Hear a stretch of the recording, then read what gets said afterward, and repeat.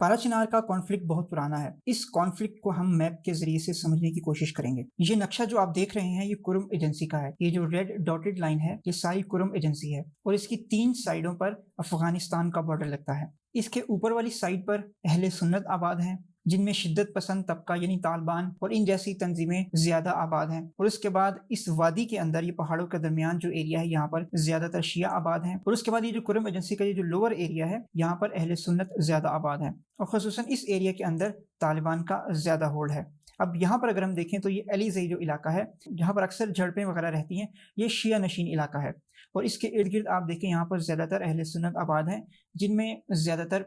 شدت پسند طبقہ یعنی تحریک طالبان افغانستان اور تحریک طالبان پاکستان، یہ دونوں طبقات یہاں پر موجود ہیں۔ اس کے علاوہ سپاہی صحابہ اور جتنی بھی قلعہ عدم دہشت گرد تنظیمیں ہیں وہ اس ایریا کے اندر پائی جاتی ہیں۔ ابھی جو حالیہ کانفلکٹ شروع ہوا تھا وہ اس ایریا سے شروع ہوا ہے، وہ شہرہ کے اندر سے۔ اب اس کے ارد گرد میں شیعہ آباد ہیں اور یہاں پر اہل سنت آباد ہیں۔ اس سے پہلے میں آپ کو ایک چیز بتاتا چلوں کہ اس میپ کے اندر جو ڈیزائن کیا ہے، یہ جو ریڈ کلر کے جو آپ کو باکسز نظر آئیں گے یہ ایریا آف کانفلکٹ ہے، اور اورنج کلر یہ بارڈر کراسنگ کے ایریاز ہیں، اور اس میں جو گرین کلر ہے وہ شیعہ نشین علاقوں کو ریپریزنٹ کیا گیا، اور جو براؤن کلر ہے وہ سنی علاقوں کو ریپریزنٹ کرتا ہے۔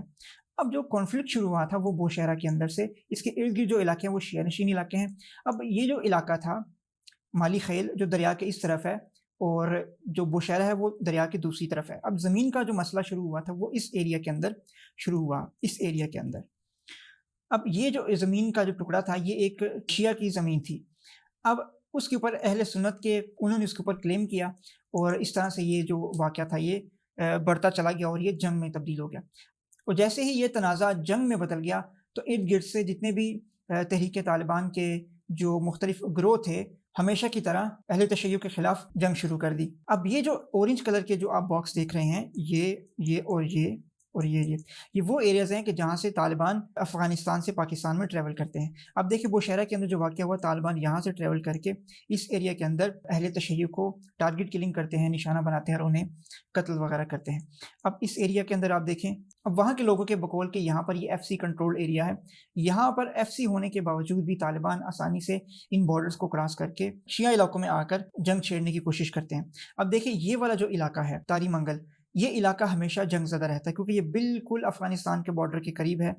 اور یہاں پر پیوار جو علاقہ ہے اور یہ جو شالوزان علاقہ ہے یہ شیعہ نشین علاقے ہیں، اور تری منگل، گیدو منگل، گوبازانہ منگل، اب یہ جو علاقے ہیں یہ طالبان کے کنٹرول علاقے ہیں، یعنی اہل سنت یہاں پر زیادہ ہیں جن میں سے طالبان کی تعداد بہت زیادہ ہے۔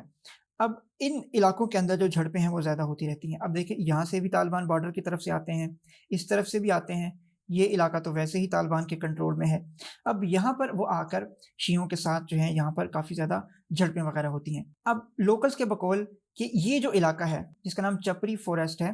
اب یہ پہاڑی علاقہ ہے، جنگل والا علاقہ ہے، طالبان ان ایریاز کے ذریعے سے یہاں پر پاکستان کے اندر داخل ہوتے ہیں، اور یہاں پر انہوں نے یہ جو آپ کو بلیک لائن نظر آ رہی ہے اس ایریا کے اندر انہوں نے کافی زیادہ اپنا کنٹرول سنبھال لیا ہے۔ یہاں پر ان کے مورچے وغیرہ موجود ہیں، یہاں پر انہوں نے کافی اپنا ایک اسٹرانگ ہولڈ جو ہے وہ جما کر رکھا ہے۔ اگر آپ اس کو براڈر ویو سے دیکھیں تو یہ جو ایریا ہے پہاڑی علاقہ اور یہ جو جنگل والا علاقہ ہے،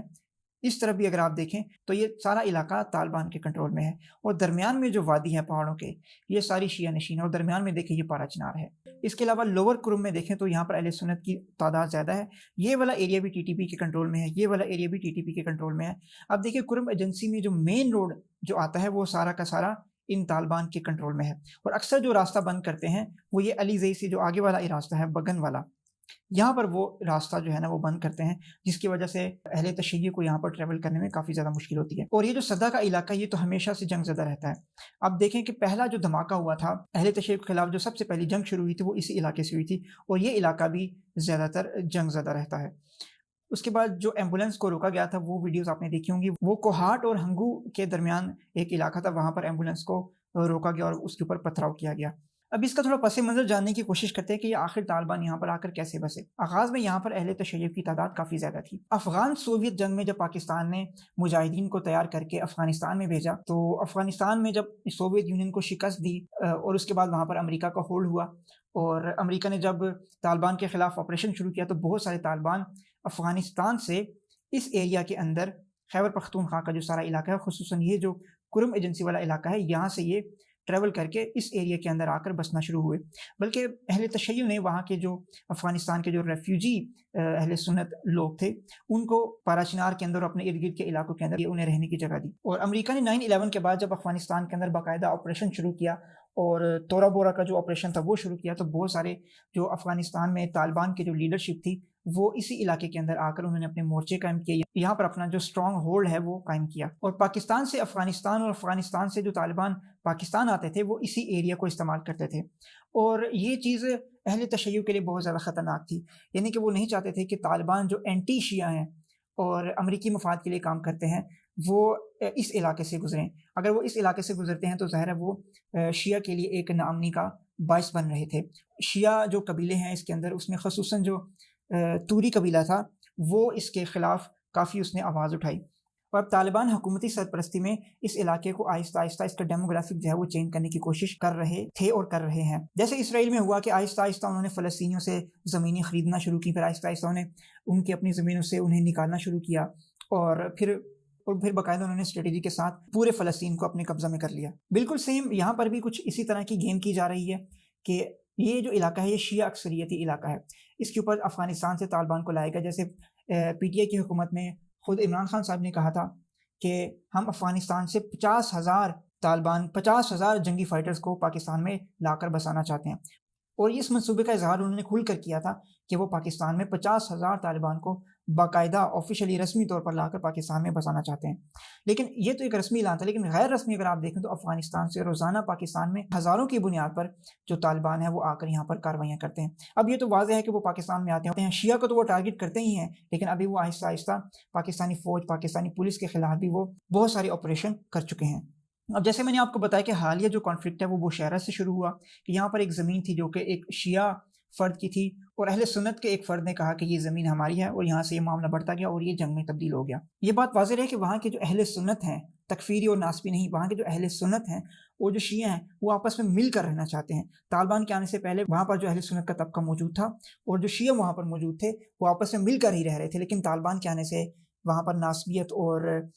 تکفیریت جو ہے وہ پروان چڑھی، اور جس کے نتیجے میں یہ شیعہ سنی کانفلکٹ وہاں پر شروع ہوا۔ اب حکومت میں بھی بعض افراد ایسے ہیں کہ وہ اس کانفلکٹ کو اپنے مفاد کے لیے استعمال کرتے ہیں۔ طالبان کا موٹیو تو یہی ہے کہ وہ شیعہ کو کافر سمجھتے ہیں اور شیعہ کو مارنا ثواب سمجھتے ہیں، اور ویسے بھی وہ اس ایریا کو، یعنی کہ یہ جو کرم ایجنسی کا پورا علاقہ ہے اور یہ جو کے پی کے کا جو پورا علاقہ ہے، یہ اس کو باقاعدہ افغانستان کا حصہ سمجھتے ہیں، اور وہ چاہتے ہیں کہ اس علاقے کو افغانستان کے ساتھ ملحق کیا جائے۔ اب وہ یہ چاہتے ہیں کہ اس سارے علاقے کو گھیرا جائے، یعنی کہ جہاں پر یہ سارے شیعہ موجود ہیں، اب لوکلز کے موجود ان کے مطابق یہ جو سارا ایریا ہے، یہ جو جنگل والا ایریا، یہ جو پہاڑی علاقہ ہے، یہاں پر یہ سارے طالبان جو ہے وہ آ کر اپنے ڈیرے جما رہے ہیں۔ اب دیکھیں تینوں طرف سے بارڈر لگتا ہے، یہ والا ایریا، یہ بارڈر، یہ بارڈر، یہ والا ایریا، یہ والا ایریا۔ اب یہاں سے طالبان آتے ہیں اور کاروائیاں کر کے چلے جاتے ہیں۔